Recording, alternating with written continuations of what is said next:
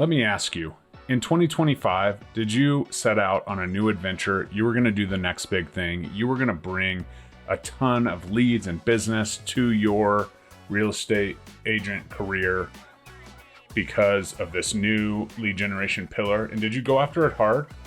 And did most of your closings actually come from something else, from something you've done before or something you started? Well, today we're going to look at what 2026 has in store for you, how to make sure and almost guarantee that you make six figures by focusing in on your business. You have your goals. We're going to look backwards at your business and really dial in what you need to focus on in 2026 to reach those goals. So stay tuned.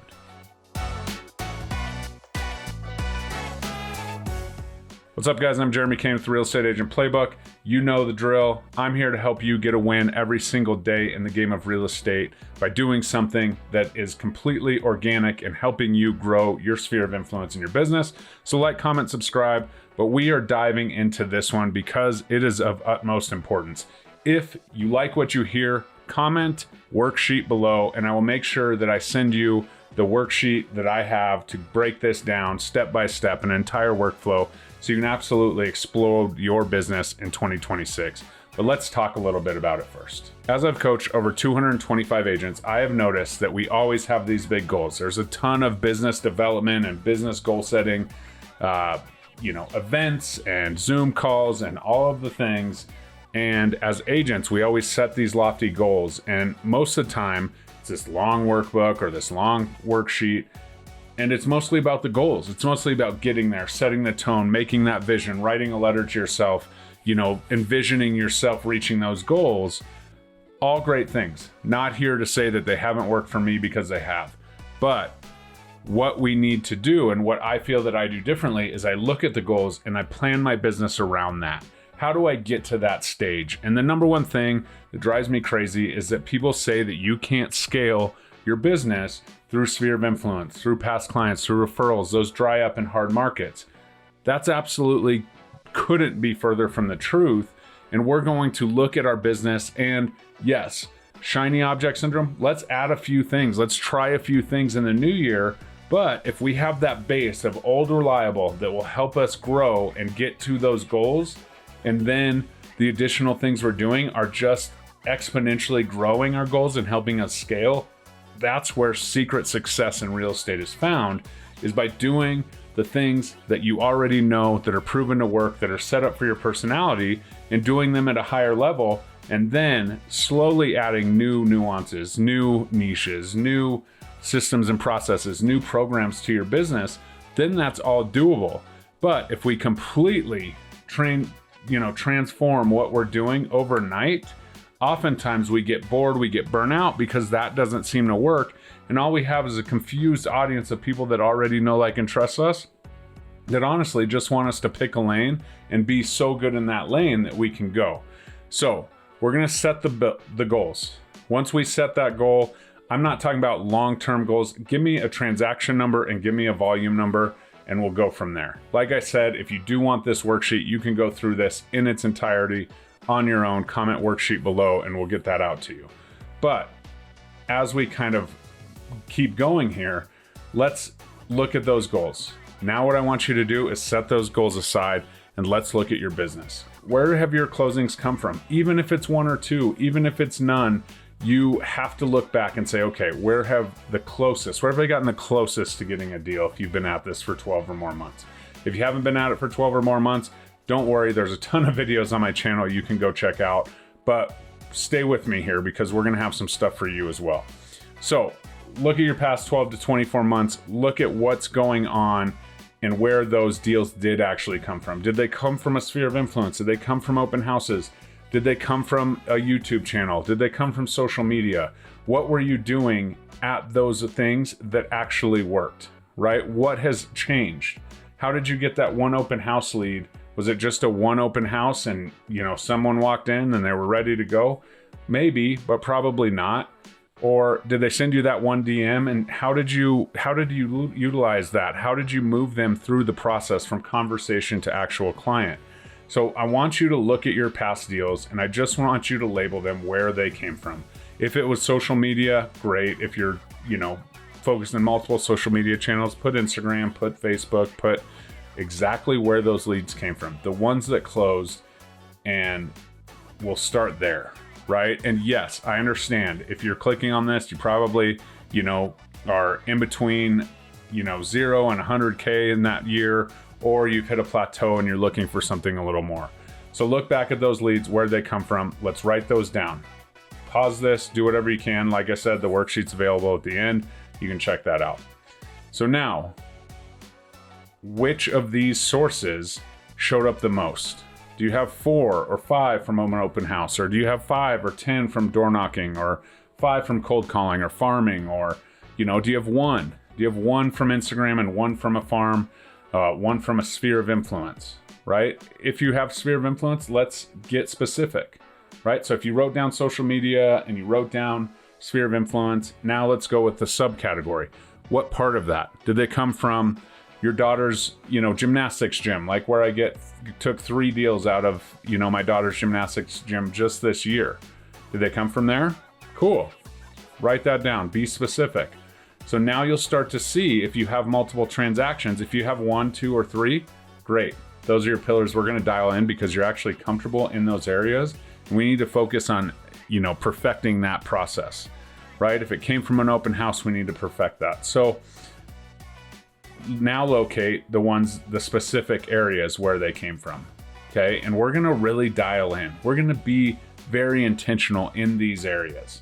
And as we build these out, let's focus on these pillars. We're calling them pillars because they need to be around, right? So now, let's set that aside. We know where they came from, okay? Now we need to say what worked. What worked in those areas? Was it you going to every single practice and being social? Was it you grabbing dinner with the entire community after? What worked for you in that sphere of influence, in that specific sphere of influence? Or if it's in social media, what worked for you in social media? What was the reels? Were you doing home tours? Were you doing market updates? Were you just doing stories? What worked in each one of those 4 most, common areas of business and growth? Once we have that, I want you to step back and think about what did not work.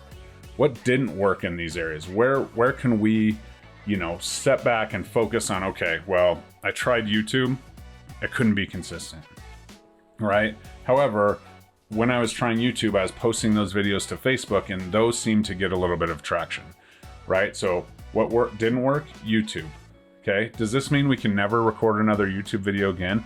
No, but it shouldn't be one of your pillars to go after that goal in the meantime, right? We have a little bit of time here, 3 or 4 weeks left in the year to build a runway to go through this.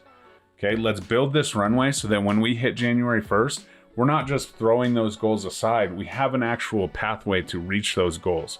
I want you to have 4 pillars, okay? For the new agents, let's step back a little bit. If you don't have any transactions closed, but you've been in it a year, where'd those conversations come from? Okay.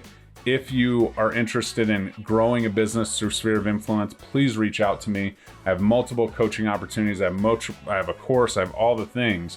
But for those newer agents that maybe haven't closed any deals or haven't closed enough to make this process work, where's the best conversations happening? Where were you closest to? Did you get a listing appointment but maybe didn't convert? Where'd that lead come from? Did you get a buyer but then they didn't end up getting pre-approved? Where'd that come from? So start to narrow it down. Don't focus so much on the closing if you're a newer agent and don't have 3 or 4 under your belt. Or maybe you're not a newer agent, you still, you left the business or whatever. You understand what I'm saying? Focus on that piece. Where did those conversations happen? If you haven't had any, then we need to really focus on getting some training and getting that going.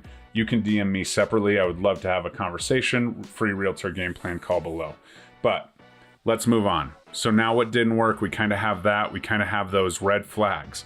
Those are the red flags. We need to be aware. Oh, I went to this, okay, you're on YouTube. I went to this training and this guy was on stage talking about doing $5 million a year, in GCI. And so I just decided I had to do YouTube. I didn't take into account that he was from Austin, Texas, and I was from, Portland, Maine, or whatever that is, right? you need to be aware of those red flags and not go down that rabbit hole again.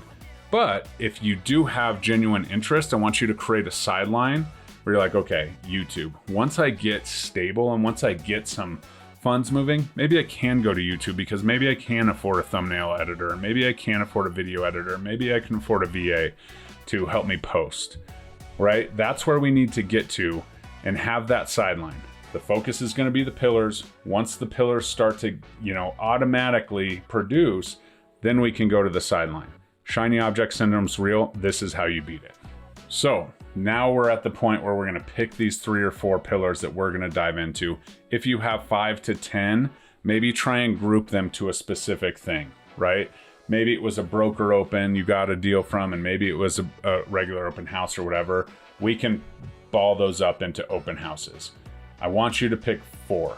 I want you to have 4 at the most that you're going to really dial in, and you're going to build these pillars out, right? And so if you are struggling with these, some pillar options: sphere of influence, relationship marketing, past client nurture, community presence and local expertise, becoming the mayor of your town, social content, all the different platforms, industry partners, referral network, open houses, door knocking, cold calling, farming, geographic or niche farming. There's 2 separate. So those are just some options as we go, right? So if we have those options and we're struggling to pull them out of those closings, that's where we need to go.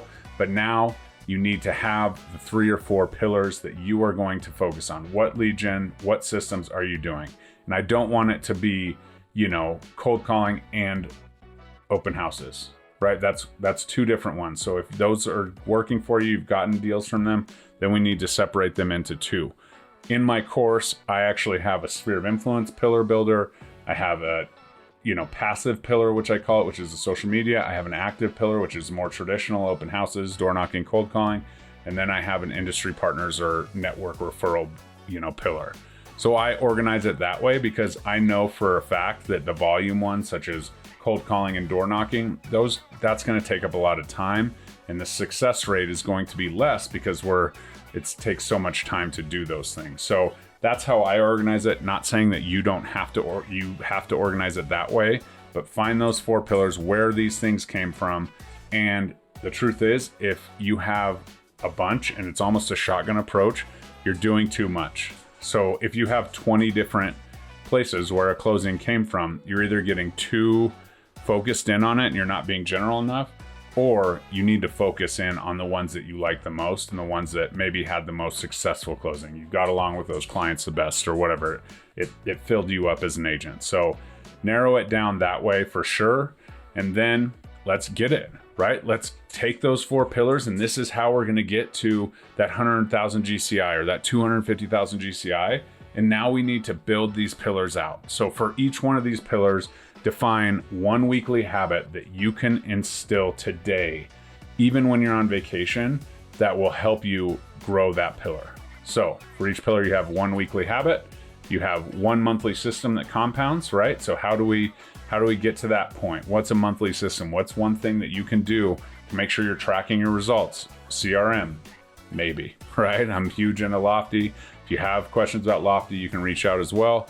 And then a quarterly check-in to measure, right? So many of us have these like refocus or redefine your goals because we don't give them enough effort. We need to have quarter checkpoints, but I want you to know that if you're watching this, you can't go backwards with your goal. Oh, maybe I'll just do 50,000 GCI. No. We're a quarterly check-in. How are these pillars working?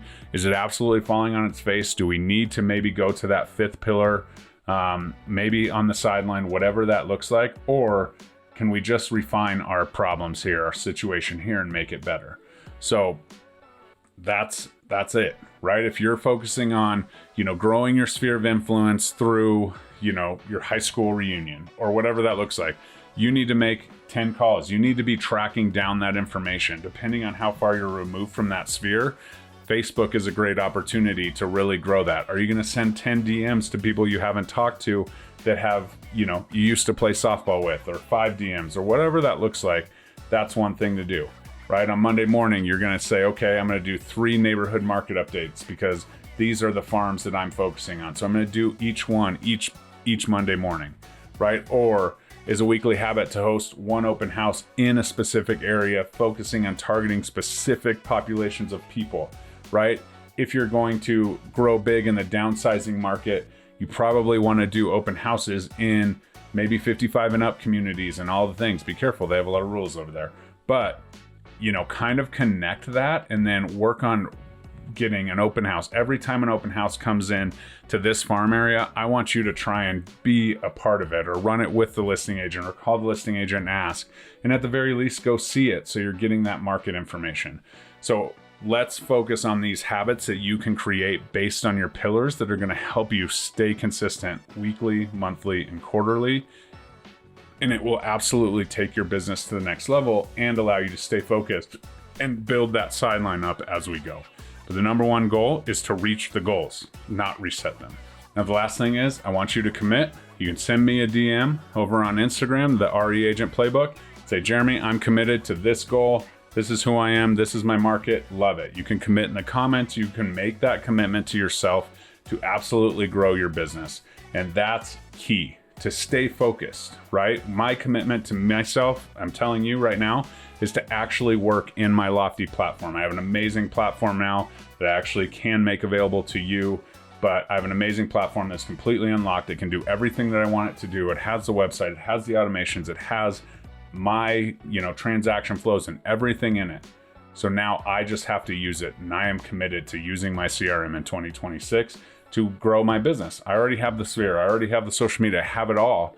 Now I just need to systematize it, because the truth is I do lose a couple deals here and there, and I don't necessarily like that.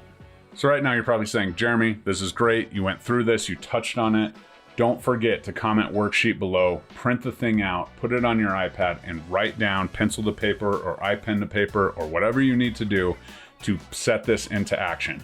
You have the goal. It's simple. We don't need to spend hours on deciding how much GCI we want to make. We need to spend hours on how we're going to get to that point and build those pillars out and dial in.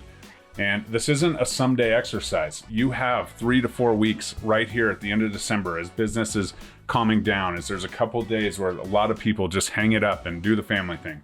Don't take away from your family, do those things, but give 4 hours to your business to go through this worksheet and actually make a plan how to work it out. And if you do that and you show me that worksheet, I will hop on a call with you to help you stay accountable in 2026. All you have to do is reach out. I don't know if I can't help you, if I don't know that you filled out that worksheet and you did it today. So do it, download it, comment worksheet, we'll send it out, schedule some time in your calendar to take that. Remember, everything works if you do it correctly. The only thing that doesn't work is nothing. No change, no path forward. So everything works. So let's make 2026 your best year ever. Like, comment, subscribe. I would love to have you along for the ride, because we're absolutely doing it in 2026.